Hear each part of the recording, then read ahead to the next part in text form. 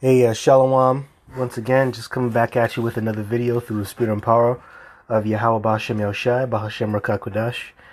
Also, double honors to the apostles and elders of Great Millstone that do rule well and that have taught me this truth. Also, Kwam Yasha Allah Abad Babal.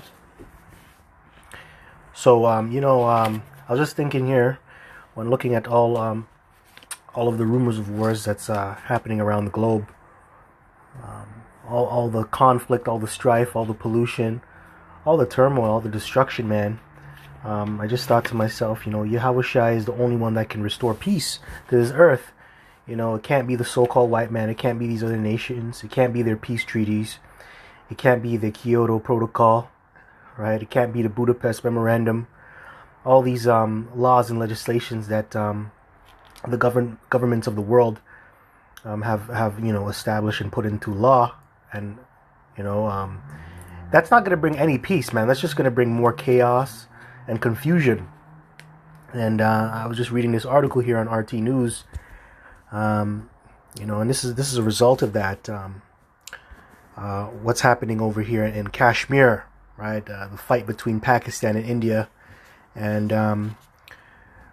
for decades upon decades, Pakistan and India have been fighting for control over Kashmir, and that's because their land, I believe it was back in the 40s. I believe so. I have to go back and check the exact date, but they were separated, they were divided, and you can thank Esau for that, which is the government of Britain, or that the royal family, the UK or whatever you want to call it. They're responsible for that. The so-called white man, he's responsible for, dividing and removing the landmark. And that has had them fighting for decades upon decades, man. And they're still fighting to this very day. But the only way that they're gonna get their landmass restored is really through Yahawashi coming back, right? And you see, Yahawashi, I'll just say it like this, obviously. We talk about Yahawashi coming back, bringing judgment and destroying the other nations. But destroying your other nation, it's going to be for your own good because he's going to restore order to you. You're going to get your lands back, right? You're going to get your healthy food to eat. You're no longer going to have people coming up against you or other nations coming up against you trying to take your land, right? So, actually, let me get a precept to start off, and I'll just read a little bit of the article, and then I'll move and hit different precepts. But let me get Isaiah chapter 2, verse 4. This is the sealing, right? Old Testament. Let's go to Isaiah 2. We'll go to the fourth verse here. Actually, you know what? The whole thing is good. I'll start from the first verse. It says, "The word that Isaiah, the son of Amos, saw concerning Judah and Jerusalem, and it shall come," and that's the whole kingdom, by the way. Judah, Benjamin, and Levi, and then Jerusalem is Ephraim all the way down to Yeshkar. So that's concerning the whole 12 tribes of Israel. Verse 2, "And it shall come to pass in the last days," and we are in the last days right now. So this is a prophecy, and prophecy speaks, and that's the most important thing that we have to worry about, right? Esau is the end of the world, Jacob is the beginning of it that followeth. And right now we're in the end of Esau's world. So right now we're in the last days, right? "That the mountain of Yahweh's house shall be established in the top of the mountains and shall be exalted above the hills, and all nations shall flow onto it." That's right. So we're going to be at the top. We're going to be at the pinnacle. We're going to be the top of the top. We're going to be back on top. But right now we're at the bottom, right? We're at the bottom. We are the tail. We are not the head. But in the last days when the Lord returns, right? We're going to get back on top. We're going to get back our status because we're going to have laws, statutes, and commandments written on our mind. And we're going to be a wholesome nation once again through the spirit and power of the Lord, man. It's going to be beautiful, right? And that's what the mountains and the hills represents. If you live on the mountains or the hills, it means that you're rich and you're of good status, man. That's why these rich people in the world today, what do? They like to live in the hills. That's why they call it Beverly Hills or Baldwin Hills. Right, they live in the mountains. They live in the top best places, right? So that's really symbolic of how we're going to be in the last days, right? And especially when we get our kingdom. And it says, and all nations shall flow onto it. That's right, you're going to flow onto us just like water. It's going to be so easy. You're going to just come flowing in onto us because we're going to have that wisdom, knowledge, and understanding. And we're going to be those people that you have to look up to. You're going to have to come to us so we can teach you how to live. Right? Okay, you're going to be the servant. And we're going to be the lenders, man. Okay, you're going to be the borrowers. And we're going to be the lenders.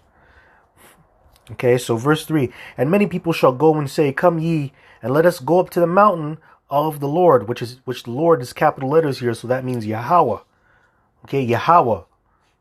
To the house of the power of Jacob. And that's right, that's our power. Our power is Yahweh, Bashem Yahawashi. Okay, and that's the power of Jacob.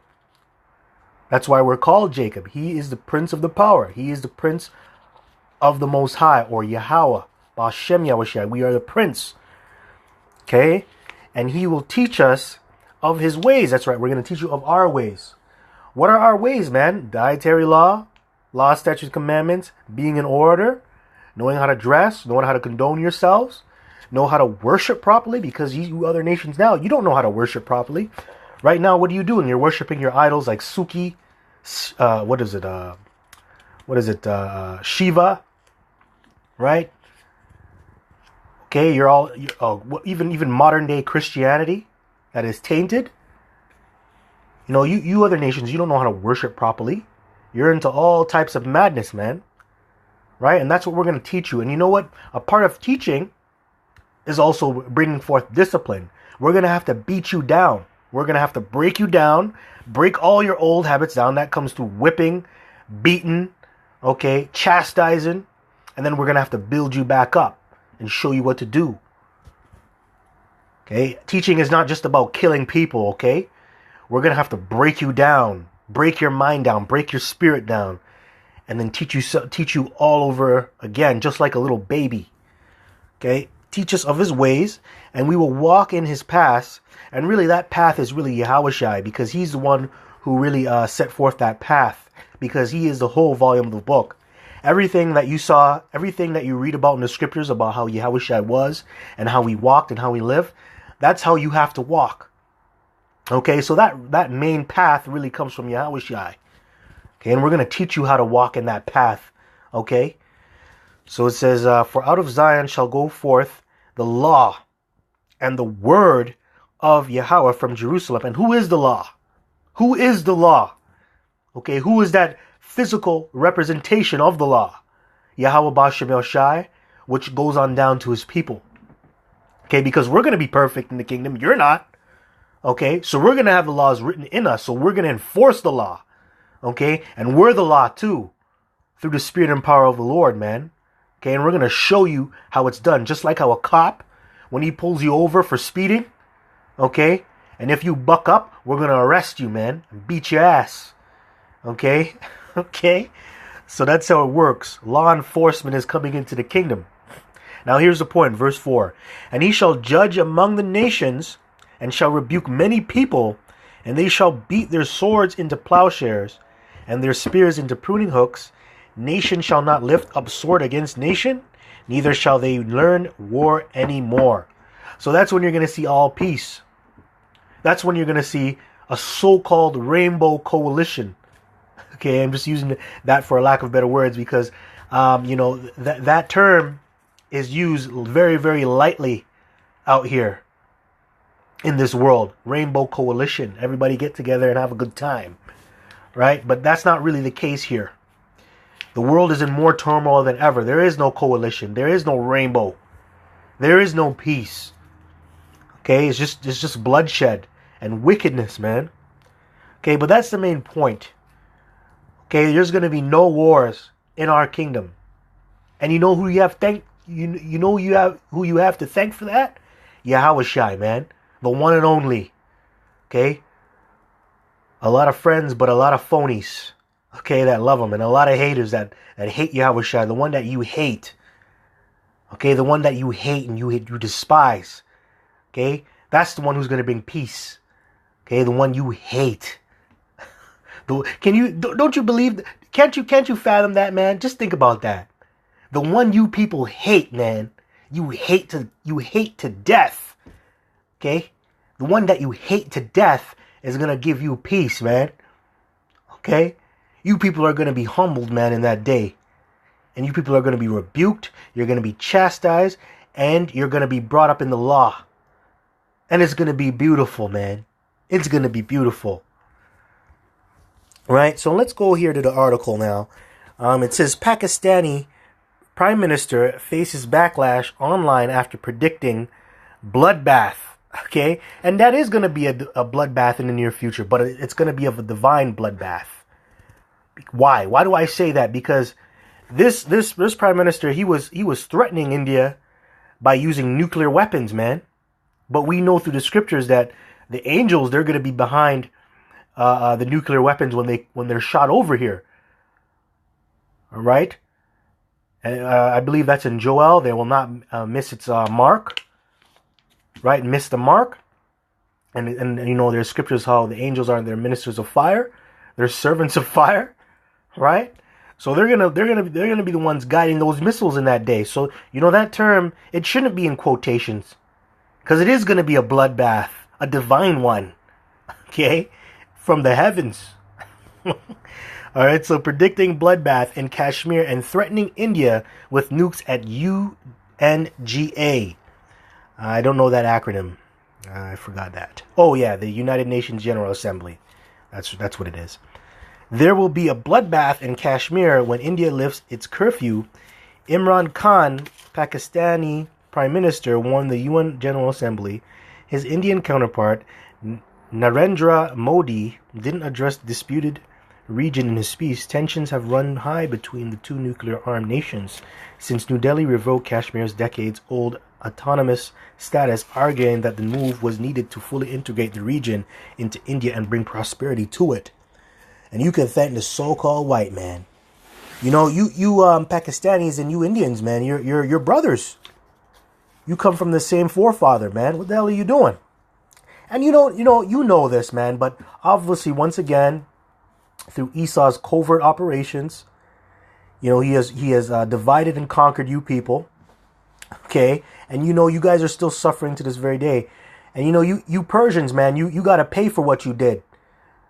Right? Because you put hell on the nation of Israel. So you know what? I don't feel sorry for you, man.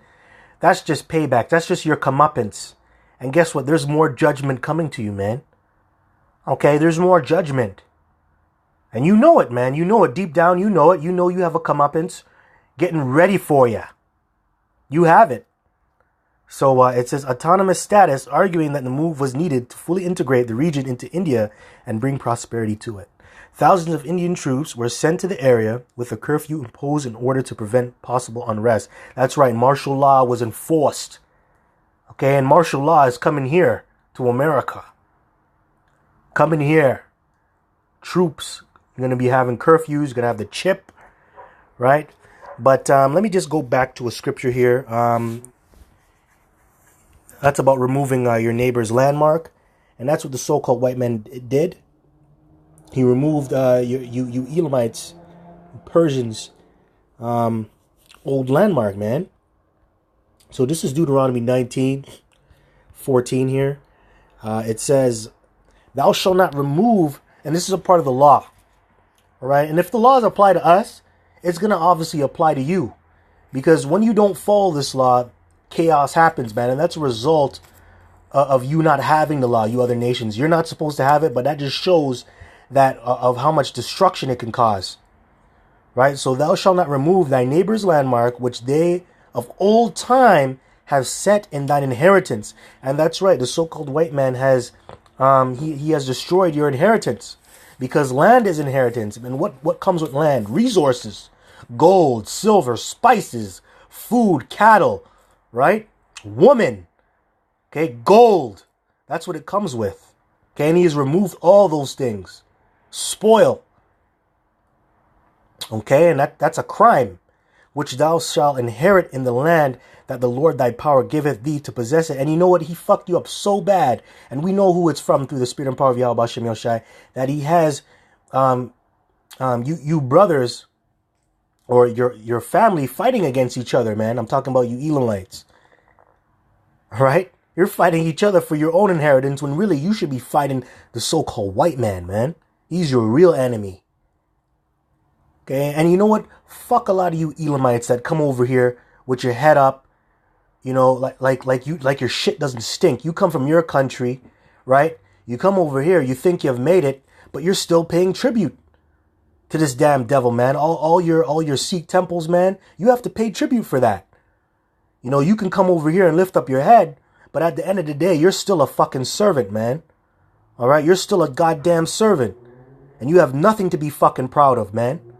Okay? Excuse my language. Anyway, that's all that I got from here. Let me see what else I got. Okay. Yeah, you know, that was it, man. I hope this was edifying. Until next time, I just want to give all praises, glory, and honor due unto Yahawashi Shai. Double honors to the apostles and elders of Great Millstone that rule well. Peace and salutations unto the chosen elect. And also, Kwam Yasha Allah Abad Babal Shalom.